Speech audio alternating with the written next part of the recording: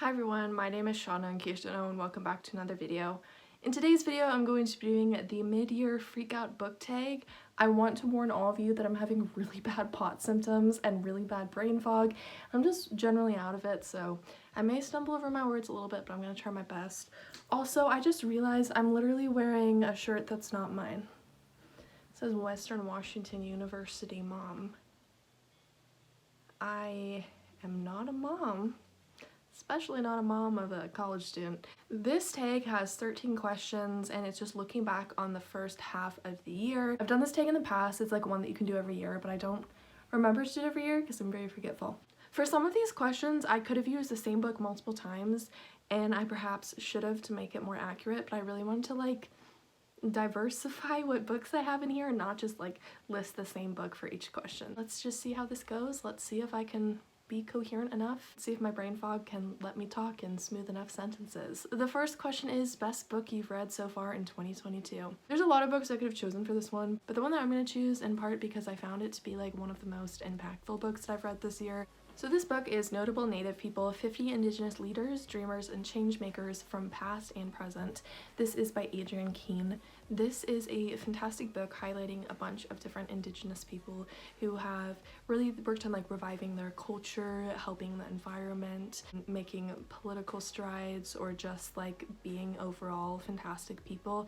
I really enjoyed this one. I think everyone needs to read this book, especially if you live in the United States. Such a phenomenal read, and it's quick too. It's like a picture book, but there's like a ton of information packed into there. I really enjoyed that one. It's such a great book and I cannot recommend it enough. Next up is best sequel you've read so far in 2022. I haven't actually read that many sequels that I enjoyed this year.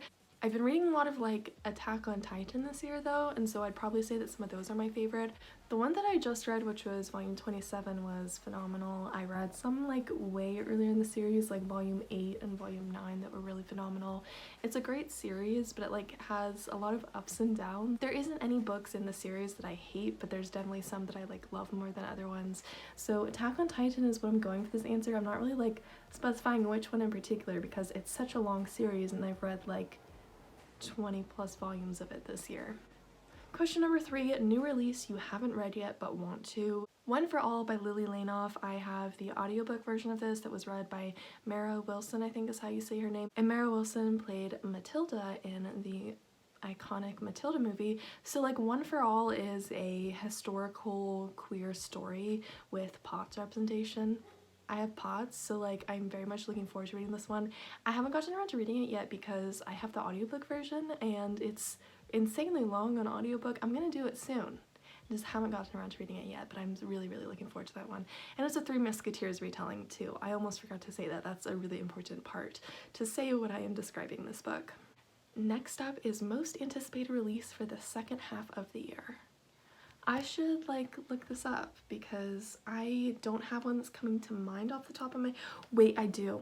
So for the second half of the year, I'm really looking forward to Blood Marked. This is by Tracy Dion. It comes out on November 8th, which is 5 days after my birthday. So it's like going to be a great little like late birthday present, belated birthday present, because I'm going to be able to like dive into that really soon after my birthday. I really enjoyed Legendborn. I read that one this year and I'm so looking forward to Blood Marked, although there's like this love triangle thing in the book and I'm like, I know that she's gonna end up with the guy that I don't want her to end up with, and that makes me sad. Part of the reason why I know that she's gonna end up with the guy that I don't want her to end up with is because like she's pretty solidly in a relationship with the guy I want her to end up with in the first book. So I feel like in order to like fully flesh out the love triangle, she's gonna like change it up and make Bree end up with the other guy. And also the cover for Blood Marked has Bree and Sel on it, and Sel is one that I don't want her to end up with, although I do love Sel. I do think he's a great character, but I just love Nick better.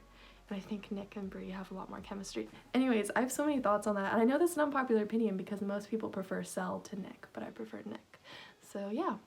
Question number 5, biggest disappointment.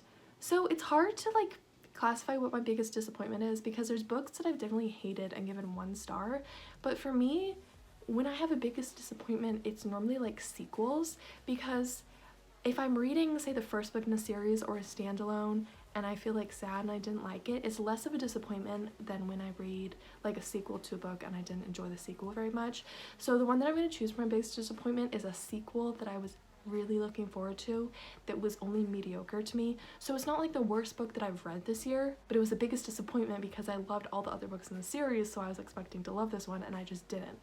Anyways, that book was Midnight Sun by Stephanie Meyer. Midnight Sun is the most recent one in the Twilight series. I don't know if I should be calling it a sequel, but it's like part of the Twilight series, and I love the Twilight series, and then to be just disappointed by Midnight Sun was really frustrating to me.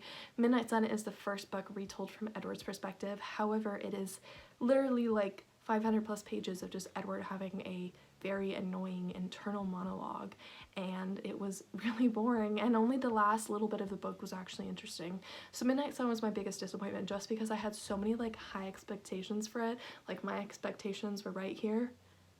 The execution, what I got from the book was up down here, so like it's definitely really disappointing, and I like gave it 3 stars, so it's not the worst thing in the world, it's just not fantastic, and I don't understand the hype for that book. I mean, I guess the hype is just because it's Twilight, so some people will give everything in Twilight 5 stars and read everything in Twilight, but like for me, that one was just really disappointing. Number 6, biggest surprise. For me, this was Ander and Santi Were Here. This is by Johnny Garza Vila.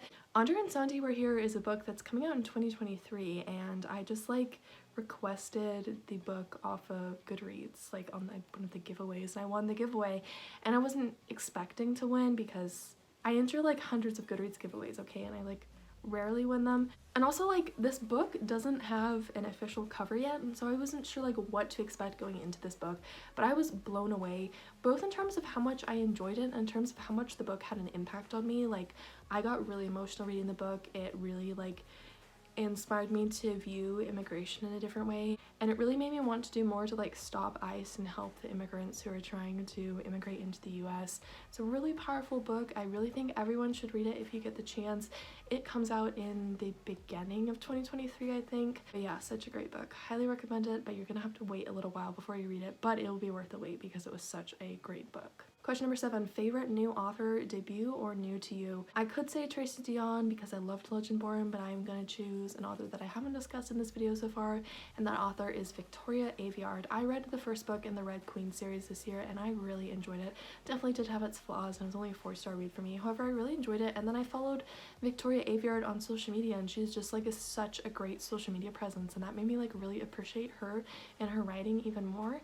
I love that when I like follow an author online and then I fall in love with them like as a person, and then I find that I have greater appreciation for their books after I like them more as a person. Like this is what differentiates my favorite authors from authors that I enjoy, because it's like authors that I enjoy, I love their books, but like favorite authors are authors that I also really love their like personality and how they interact with their fans.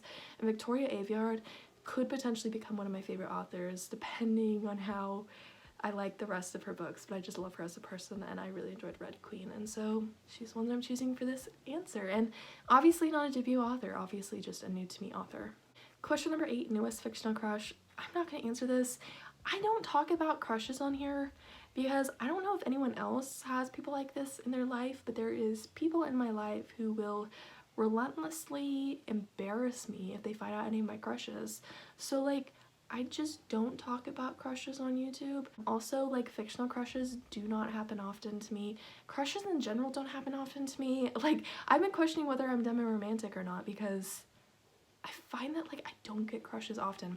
Anyways, I don't have a newest fictional crush, and even if I did, I would not share it here. Question number 9, newest favorite character.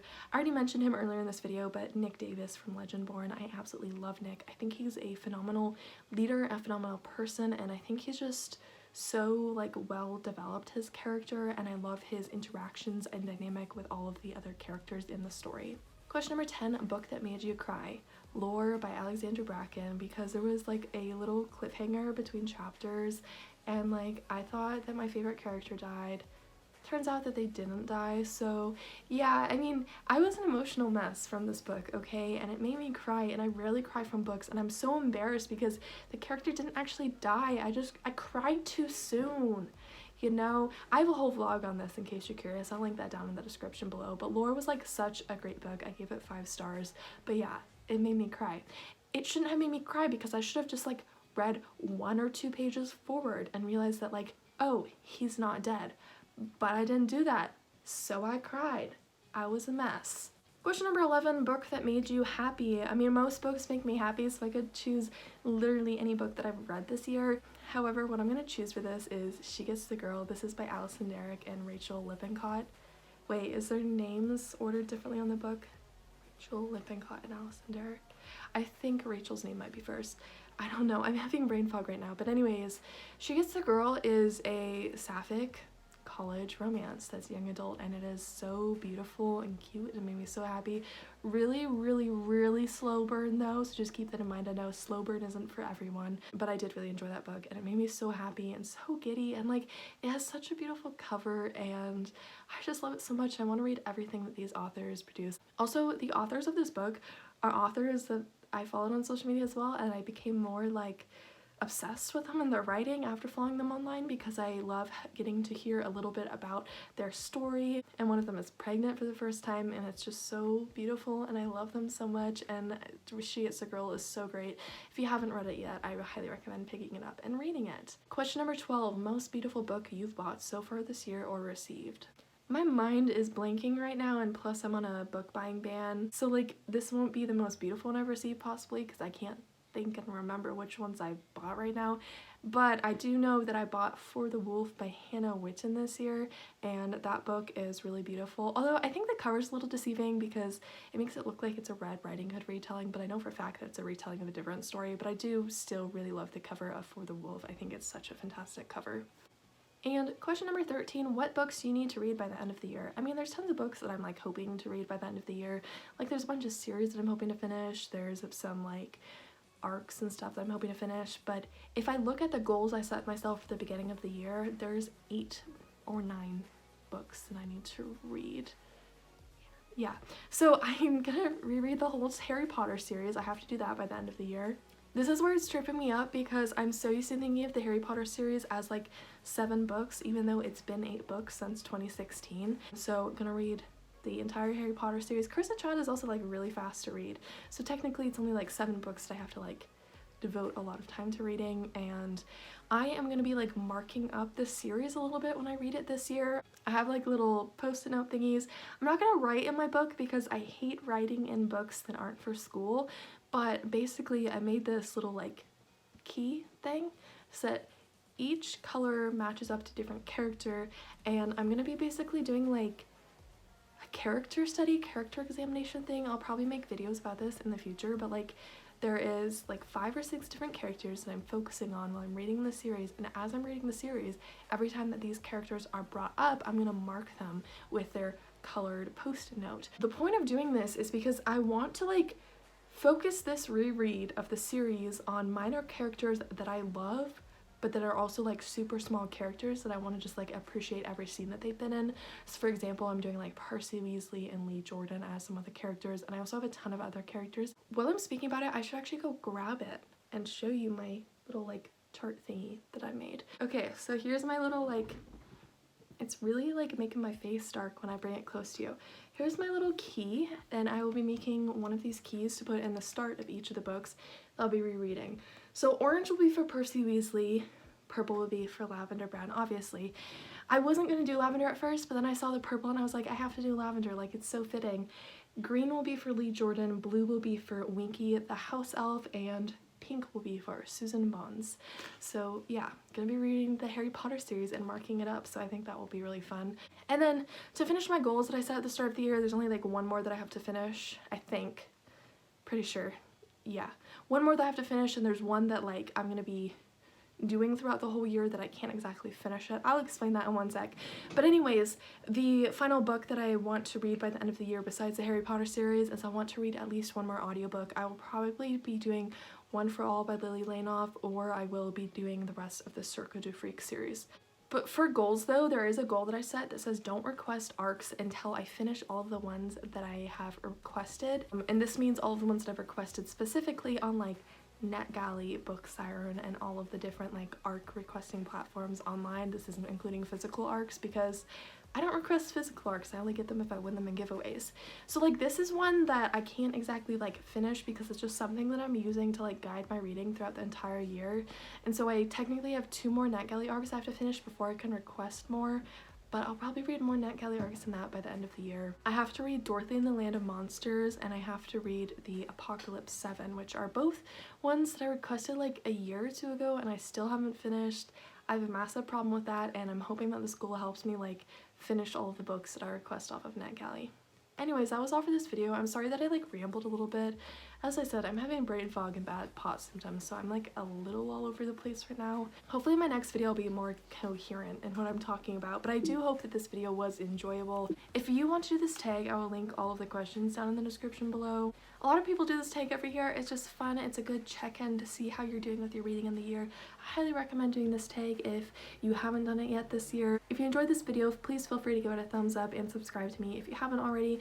I appreciate everyone who has subscribed to me so far. I upload videos twice a week, so my next video will be uploaded this Friday. I hope all of you stick around for that video, and until next time, goodbye!